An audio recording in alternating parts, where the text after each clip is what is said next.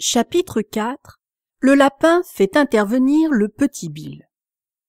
C'était le lapin blanc qui revenait en trottant lentement et en jetant autour de lui des regards inquiets comme s'il avait perdu quelque chose. Alice l'entendit murmurer. « La duchesse, oh mes pauvres petites pattes, oh ma fourrure et ma moustache, elle va me faire exécuter aussi sûr que les furets sont des furets. Où diable ai-je bien pu les laisser tomber ?» Alice devina sur-le-champ qu'il cherchait l'éventail et les gants de chevreau blanc, et n'écoutant que son bon cœur, elle se mit à les chercher à son tour. Mais elle ne les trouva nulle part. Tout semblait changé depuis qu'elle était sortie de la mare. La grande salle, la table de verre et la petite clé avaient complètement disparu.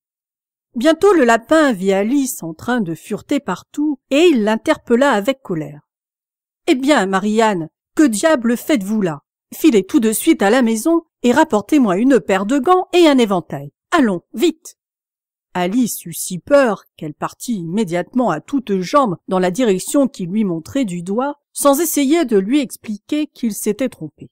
« Il m'a pris pour sa bonne, » se dit-elle tout en courant. « Comme il sera étonné quand il saura qui je suis. Mais je ferai mieux de lui rapporter son éventail et ses gants, du moins si j'arrive à les trouver. » Comme elle prononçait ces mots, elle arriva devant une petite maison fort coquette, sur la porte de laquelle se trouvait une plaque de cuivre étincelante où était gravé le nom « Lapin B ». Elle entra sans frapper, puis monta l'escalier 4 à 4, car elle avait très peur de rencontrer la véritable Marianne et de se faire expulser de la maison avant d'avoir trouvé l'éventail et les gants. « Comme cela me semble drôle, pensa Alice, de faire des commissions pour un lapin. Après cela, je suppose que c'est Dinah qui m'enverra faire des commissions. » Et elle commença à s'imaginer ce qui se passerait. « Mademoiselle Alice, venez tout de suite vous habiller pour aller faire votre promenade. »« J'arrive dans un instant, mademoiselle, mais il faut que je surveille ce trou de souris jusqu'au retour de Dinah pour empêcher la souris de sortir. »« Seulement, » continua Alice, « je ne crois pas qu'on garderait Dinah à la maison si elle se mettait à donner des ordres comme cela. » Elle était arrivée maintenant dans une petite chambre bien rangée, devant la fenêtre de laquelle se trouvait une table. Sur la table, comme elle l'avait espéré, il y avait un éventail et 2 ou 3 paires de minuscules gants de chevreau blanc. Elle prit l'éventail et une paire de gants, et elle s'apprêtait à quitter la chambre quand son regard se posa sur une petite bouteille à côté d'un miroir.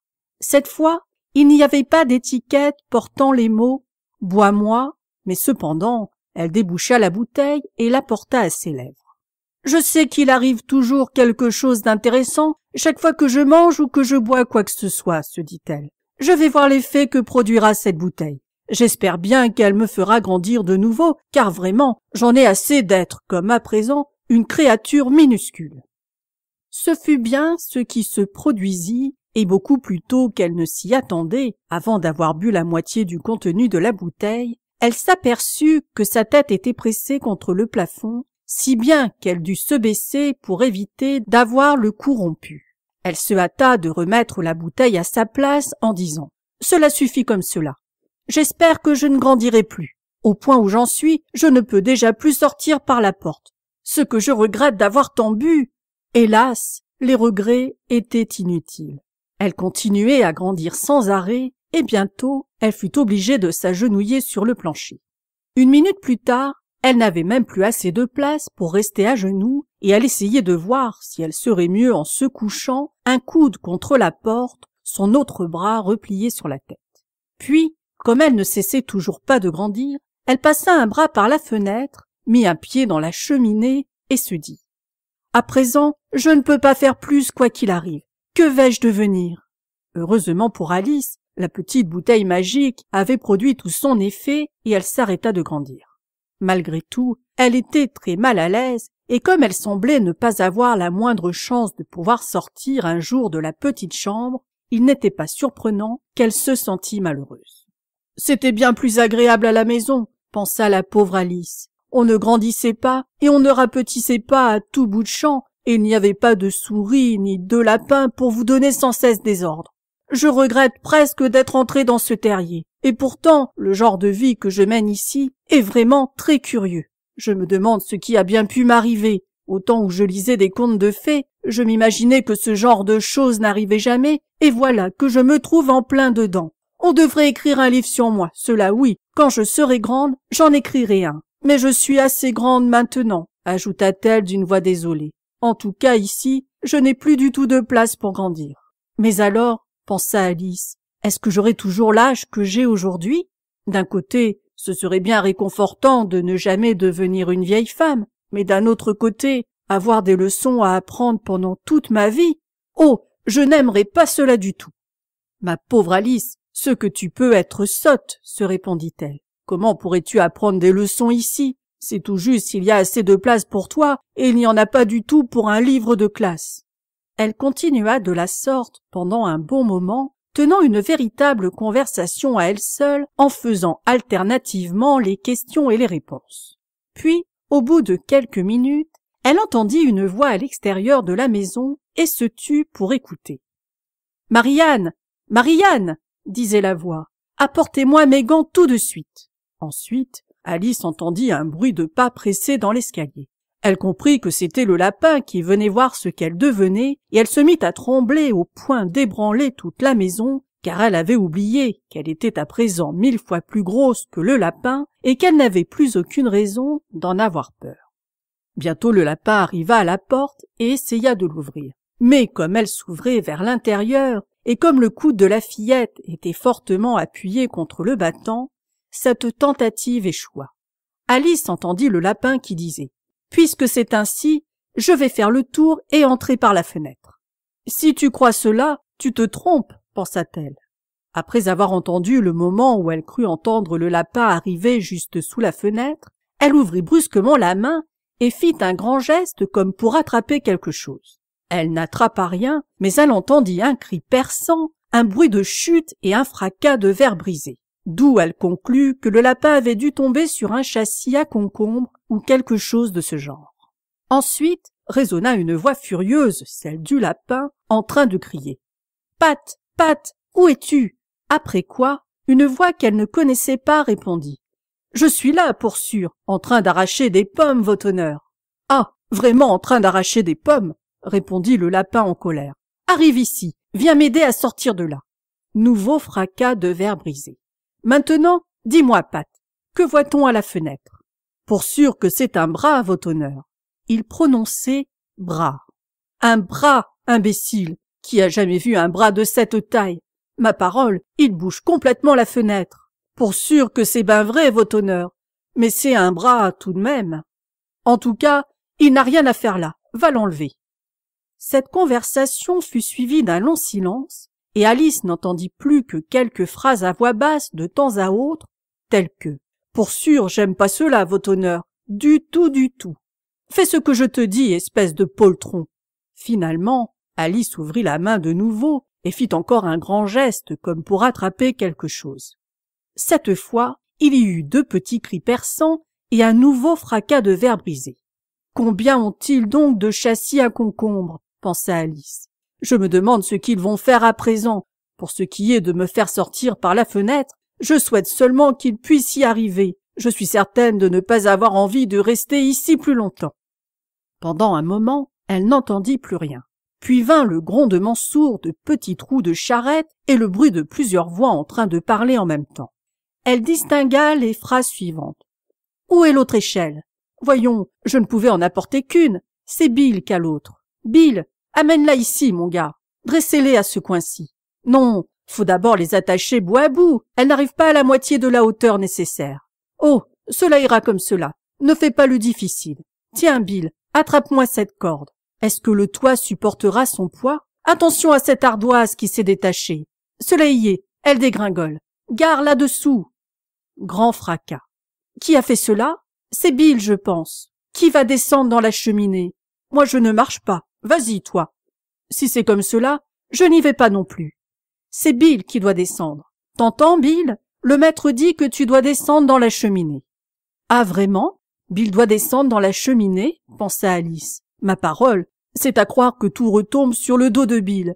Je ne voudrais pour rien au monde être à la place de Bill. Cette cheminée est étroite, c'est vrai, mais je crois bien que j'ai la place pour donner un bon petit coup de pied. » Elle retira son pied de la cheminée aussi loin qu'elle le put et attendit jusqu'au moment où elle entendit les griffes d'un petit animal. Elle ne put deviner quelle sorte d'animal c'était. Alors, en se disant « voici Bill », elle donna un grand coup de pied et prêta l'oreille pour savoir ce qui allait se passer. D'abord, elle entendit plusieurs voix qui s'exclamaient en chœur. « Voilà Bill qui s'envole !» Puis la voix du lapin seul. « Attrapez-le! Attrapez-le, vous là-bas, près de la haie !» Puis il y eut un silence, puis à nouveau un chœur de voix confuses. « Relevez-lui la tête! Un peu d'eau-de-vie maintenant, ne l'étouffez pas. Comment cela s'est-il passé, mon vieux? Qu'est-ce qui t'est arrivé? Raconte-nous cela. » Finalement, une petite voix faible et grinçante se fit entendre. « Cela, c'est Bill, » pensa Alice. « Ma parole, je ne sais pas.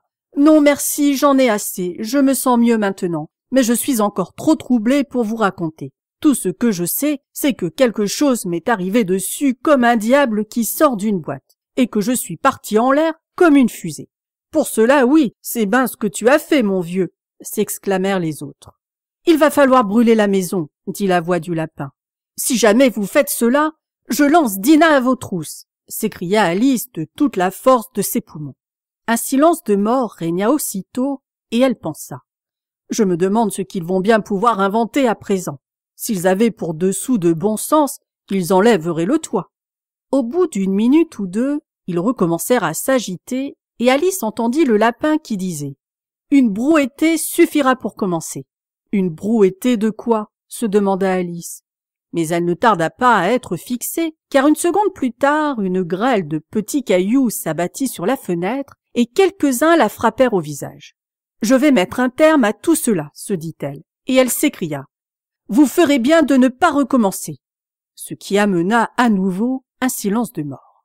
Alice remarqua, non sans surprise, que les cailloux, aussitôt qu'ils tombaient sur le plancher, se transformaient en petits gâteaux, et une idée lumineuse lui vint. « Si j'en mange un, pensa-t-elle, il va certainement me faire changer de taille, et comme il est impossible qu'il me fasse encore grandir, je suppose qu'il va me rendre plus petite. » Elle avala donc un gâteau, et fut ravie de voir qu'elle commençait à rapetisser immédiatement. Dès qu'elle fut assez petite pour pouvoir passer par la porte, elle sortit de la maison en courant et trouva dehors une foule de petits animaux et d'oiseaux qui attendaient. Bill, le pauvre petit lézard, était au milieu du groupe, soutenu par 2 cochons d'Inde qui lui faisaient boire le liquide d'un flacon. Tous se ruèrent dans la direction d'Alice dès qu'elle se montra, mais elle s'enfuit à toutes jambes et se trouva bientôt en sécurité dans un bois touffu. « La première chose que je dois faire, » se dit-elle tout en marchant dans le bois à l'aventure, « c'est retrouver ma taille normale. La seconde, c'est de trouver le chemin qui mène à ce charmant jardin. Je crois que c'est un très bon plan. » En vérité, ce plan semblait excellent, à la fois simple et précis. La seule difficulté, c'est qu'Alice n'avait pas la plus petite idée sur la manière de le mettre à exécution. Tandis qu'elle regardait autour d'elle avec inquiétude parmi les arbres, un petit aboiement sec juste au-dessus de sa tête lui fit lever les yeux en toute hâte. Un énorme chiot la regardait d'en haut avec de grands yeux ronds et essayait de la toucher en tendant timidement une de ses pattes. « Pauvre petite bête !» dit Alice d'une voix caressante, et elle faisait de gros efforts pour essayer de le siffler. Mais en réalité, elle avait terriblement peur à l'idée qu'il pouvait avoir faim, car dans ce cas, il aurait pu tout aussi bien la dévorer malgré ses cajoleries. Sans trop savoir ce qu'elle faisait, elle ramassa un bout de bâton et le lui tendit. Alors le chiot fit un saut en l'air avec les 4 pattes en jappant de plaisir, puis il se jeta sur le bâton qu'il fit mine de vouloir mettre en pièces. Alors Alice s'esquiva derrière un grand chardon pour éviter d'être renversée, mais dès qu'elle se montra de l'autre côté du chardon, le petit chien se précipita de nouveau sur le bâton et fit la cabriole dans sa hâte de s'en emparer. Alors Alice, qui avait nettement l'impression de jouer avec un cheval de trait et qui s'attendait à être piétinée d'un moment à l'autre, s'esquiva de nouveau derrière le chardon, sur quoi le chiot exécuta une série de courtes attaques contre le bâton, avançant très peu et reculant beaucoup chaque fois sans cesser d'aboyer d'une voix rauque. Finalement, il s'assit à une assez grande distance, haletant, la langue pendante et ses grands yeux mi-clos. Alice jugea qu'elle avait là une bonne occasion de se sauver. Elle partit sans plus attendre et courut jusqu'à ce qu'elle fût épuisée, hors d'haleine, et que l'aboiement du chiot ne résonna plus que très faiblement dans le lointain. Pourtant, quel charmant chiot c'était, dit Alice en s'appuyant contre un bouton d'or pour se reposer et en s'éventant avec une de ses feuilles. J'aurais bien aimé lui apprendre à faire des tours si seulement j'avais eu la taille qu'il faut pour cela. Oh mon Dieu, j'avais presque oublié que je dois grandir à nouveau. Voyons, comment est-ce que je vais m'y prendre? Je suppose que je devrais manger ou boire quelque chose, mais la grande question est quoi? La grande question était certainement quoi?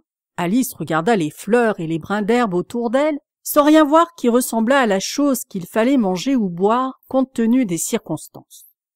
Tout près d'elle se dressait un champignon à peu près de sa taille. Quand elle eut regardé sous le champignon, derrière le champignon et des deux côtés du champignon, l'idée lui vint qu'elle pourrait également regarder ce qu'il y avait sur le dessus du champignon. Elle se dressa sur la pointe des pieds, jeta un coup d'œil attentif, et son regard rencontra immédiatement celui d'une grosse chenille bleue, assise les bras croisés, fumant tranquillement un long narguilé sans prêter la moindre attention à Alice ou à quoi que ce fût.